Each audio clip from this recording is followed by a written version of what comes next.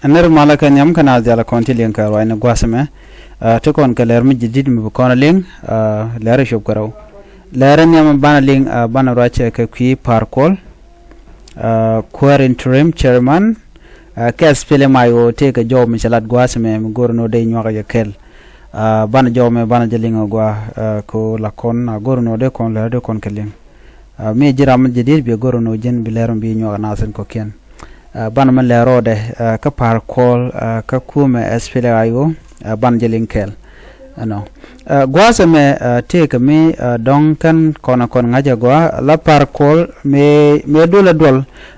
no jen e dola je ka kwida kreng machar ba tame chengwana si orien ger ala men lede si gula dung da kreng machar jen go no bala kwar ndan la kwar espele ayo par kol jen karoñ mishalat ke jom mishalat wajen rewi kamalakal wajen chete kane di she gorne di chop ko kudangraw rewi kamalakal wate ga dol michadul ke kwida ke chana che ga jogo no dol ka kane to kan yala washi kan lo yalen tikana lat ka par kol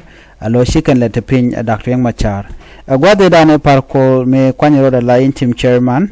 lo shalar no liben dr yang machar liben ja gwada mo ala kwer barata me ken ko chelim dr yang machar chelim ja gwade ko shaja ngani ne ga jowo dan jikan lat ken wuri shal ke o yedene o yed deputy chairman mangurne kirm mangurne dr yang machar ko kuma spele gayo me cha dr yang machar me cha je yen wuri shal ke me o yed chechu jere which jarabar ka Uganda ke ka Kenya an gwazi da ne ce hoten ci parkol ba sha je yen chwa parkol chwa ko nyo ka mil lo ngeje mi jira mulatin na gode re ngaje gwa en wojen cha je yen kwa lo no nyeje ka kor me cha je lo wa chu gorno ba gwa da fu ma char ba je kan ke bala bar kwanya la kwar jen gwar men te tini won jen ka kan ne te kon lat kamal ala ku advocate ne mal ke peace advocate ka transitional government dana gor ke balat badjen gulo te keling kana kuma kirma yadi so alinga ma kwai ka je ko ba to ko korga me dana shaje benlun ka kanne ri concert ke chet ke pot kang ne kan kalun mane ri ko kien teram chalun ka bat jen shaje bulun ninga me shaje lun cho dol no be la kwer ka chuchu kwere dul kana mo ko sia banner sia jene banner dana chala joro gwalde dan dul kan dulten chala no endole dul kona me kuyiko ba dakring machar ba jelun kan ba chong la rami mo limne dakring machar liebe ne jakom antam me chatu ko shikral mo yututen in a state ka dong de kuda ko la no jen acha goro kana kom gadre machar la dakring machar chala na jen wo ene ram mo chi jere wo jene ram chi defect ram chi jen ka kuma spere ayo ko shi de wura ar kadina rai wich chanyo go joga go yaden wo jen jira madan chi defect ko jin me kana defect ngom pal ka ji cha ji yen kaja ko ne de kontal la men ka spele ayo cha kan dial cha ga yen te gare te jen ngom ngot ka jira ar ka tire wich no ne me dan chan ngaje no te ne ngwane sha gote ne sha gor wona ka ko baba karenyal dio je sha ngaje ne mse yena ne general ka spele ayo me chero da bar ran international chirmi national security chero da bar ka spele ayo ko le tekel cha integrated ne ko cha kum cha jamad ne ta madamet ano alerikel ke SSPDF national security badan gwade ran me ngaje no to go sigren chuji chigu jen ajan ku kum spele ayo lo ngot ko president ma ko me cha kan dial yen ja tok en spele ayo da chutel gwadan tama tel me de lat ke kwide so go kwije mo me cha lat kene ti ka do badane shi kan lat ke je cha goru je akir me yadi dan obane dialati ba ga yugo ano ajan jowo dane shi kan yalaka so ngai kono no cha ran cha je de yen ba munga je no jen shi jen tret so ramadan da men adakrim machar kan je kwar so cha e kapchong che do badane shi guje no tikin gata jen bat par kol che dorar so anta me jojo no par kol yenana ne kontila loyal ka dakrim machar amma ramu mala loyal ka dakrim machar dai la woje dai chede tan lo de ko jena ko president dakrim machar but kenti jandana let par kol so par kol shele la ran spele ayo jen ran spele ayo in government so no mo mishiro da larano chakula da wona ne rewi ka malakala wati ne to 200 to shela no shunga kelka par kol ne ti ka ti cha intimidated ki cha ka manipulate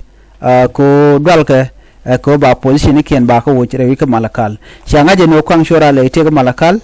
chane diala content chunkel ka dakring machar che ka wuc na mo ai politic mi je kana lat so na me jen dan en ham no rilong ko mi je no politic bu no burin badak eno wal jang tong mi matken kwa no re kwa le use lo doi ka rodien anyok te mi shala do ken shi te ka rol mi chituok mi kuma ka nyoka condition mi kana nyoka lene mi sha kam parkol kan ne konen te kore te ga warga mi sha gor no nene ajeno ba ngich ni SPLA ayo kel karwade SPLA ayo en ci defect bukula da SPLA ayo dien no ba ngijo kuma ke mi yadit donc parkol wale SPLA ayo ndanan to yeteten men shung pin Dr. Machar so no monte mo ngode condition kel wati tinete mal lat kana ka koru kan kam wo ka wo shana jo me shana jeling ka to ka wayne ka do brana cha gor ka ja shana jeling. A faction of the SPLA-IO led by Stephen Parkour has criticized the government's 6-point strategic response plan on the implementation of the peace agreement for ignoring ongoing military operation, arguing that peace cannot progress without first ending the violence. In an exclusive interview on Thursday, May 1st, 2025, the interim spokesperson of the SPLA-IO in Juba, Ding Lam Yuel, criticized the plan for excluding key stakeholders, stating that the group was not consulted. The plan unveiled on April 26 by the High-Level Standing Committee on Implementation of the Peace Agreement outlined several priority areas including leadership representation, reconstitution of peace agreement structure, security reform, and the revision of the electoral timeline and budget. It also includes a proposal for a second phase of the peace roadmap and suggests recognizing one faction of the SPLA-IO as the legitimate partner in the agreement's implementation. However, the spokesperson for the interim SPLA-IO leadership condemned the move, calling the process exclusionary and incomplete. We were not consulted in the drafting of this document, Ding said in an exclusive interview. There is ongoing fighting even as we speak. The strategic document should have addressed how to move forward in a peaceful manner. For example, just yesterday, on Wednesday, April 30, there was a fighting in Fangak. This is the reality on the ground that cannot be ignored. Ding argued that the plan failed to acknowledge ongoing military confrontation and did not offer solution for ending violence among the signatories of the revitalized agreement on the resolution of the conflict in South Sudan. If the aim is to find a peaceful way forward, then the first step should be to stop the fighting. That is something the document failed to elaborate on, he said. He further emphasized that the strategic plan should have been co-authored by all parties to the agreement to ensure inclusivity and legitimacy. We actually agree with many of the principles in the document being added, but the high-level standing committee is composed of representatives from all signatories, the SPLM-IG, the SPLM-IO, SWA, and OPP. Decisions should be made collectively. So if one party acts unilaterally, it naturally raises concern.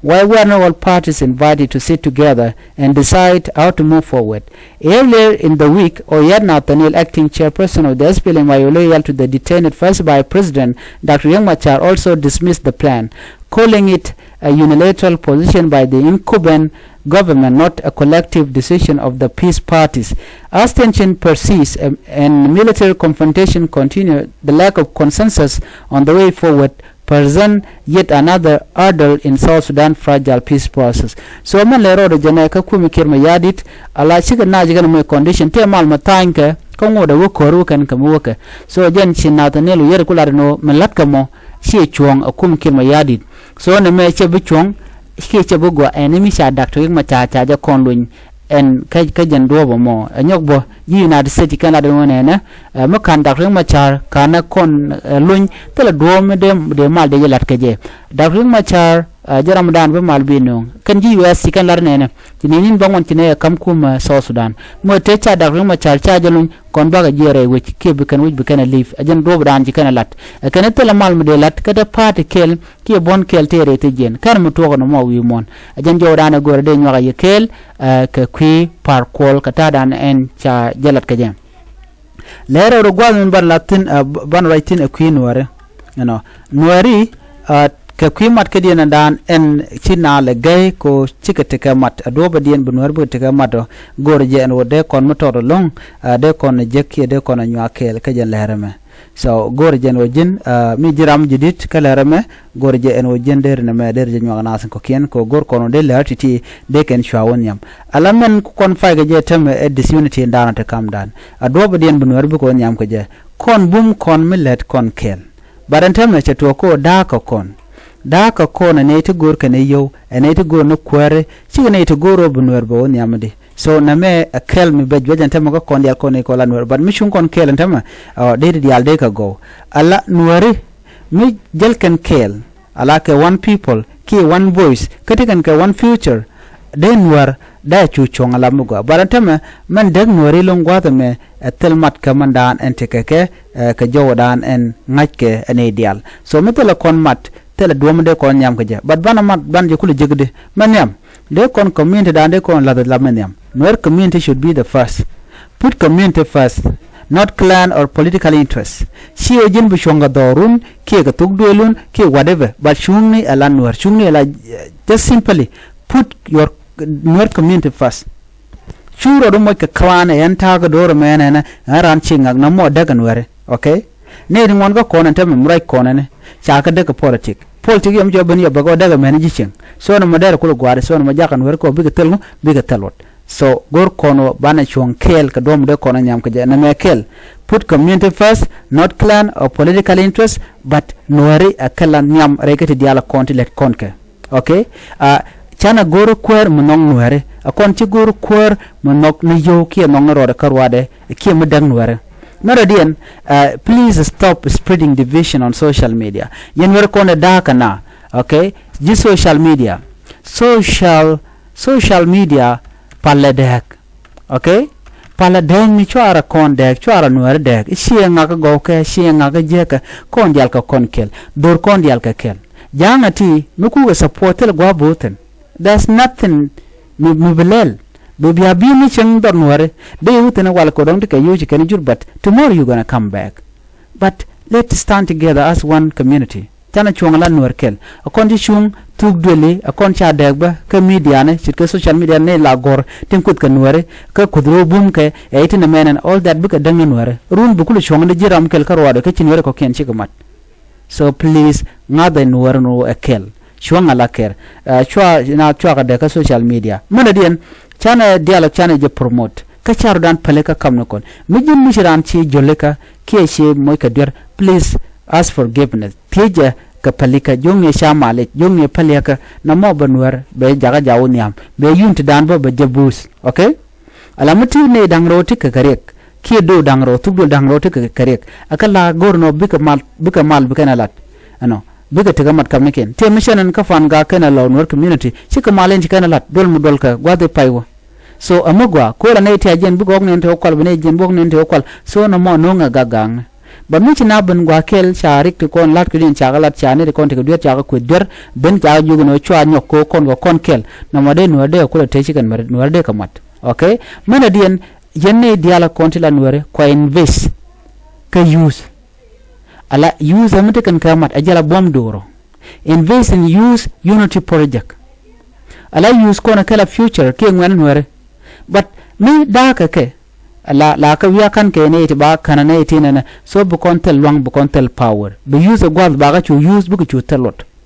but mi sana goro quote kon ke let kon ko do brande go nyam ke je okay mat kon ke shit ko dong de kon football ala ngar kurka de kon shol ngala ngar ke ala tournament ana ke peace conference ana ke skill building program ni titila kan ngwan la kan ka non gwa kel ban ma sha kala do bden ngwan bu ko nyam ke je so nwer de al goro je de kon kala to ke madan but ba kala de lo tel kor